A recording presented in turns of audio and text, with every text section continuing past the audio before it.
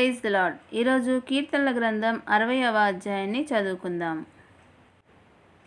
దేవా, నీవు మమ్మల్ని విసర్జించావు, మమ్మల్ని విరగగొట్టావు, మా మీద కోపపడ్డావు, మమ్మల్ని మళ్ళీ సరిదిద్దు.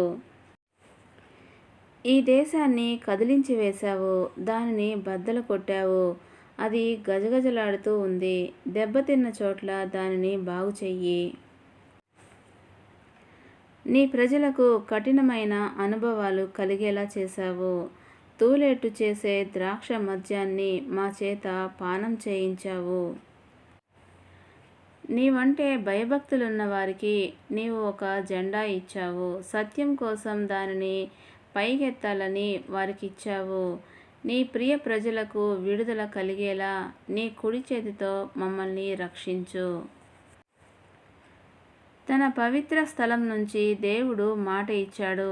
నేను ఆనందిస్తాను, షెకెం కనుమను పంచి ఇస్తాను, సుక్కోతు లోయ కొలిపించి ఇస్తాను.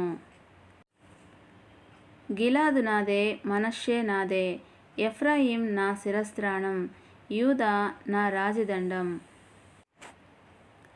మోయాబు కాళ్ళు కడుగుకునే నా పాత్ర, ఎదోం మీదికి నా పాదరక్ష విసిరివేస్తాను.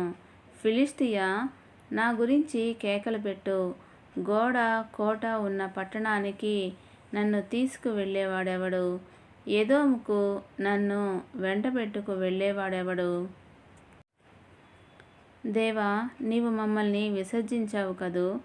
దేవా, మా సేనలతో నీవు రావటం మానివేశావు కదూ. శత్రువులను ఓడించడానికి మాకు సహాయం చెయ్యి. మనిషి చేయగల సహాయం వృధా. మేము విజయం సాధిస్తాము. మా శత్రువులను ఆయనే అణగద్రొక్కి వేస్తాడు. దేవుడి పరిశుద్ధ వాక్యమును దీవించునుగాక. ఆమెన్.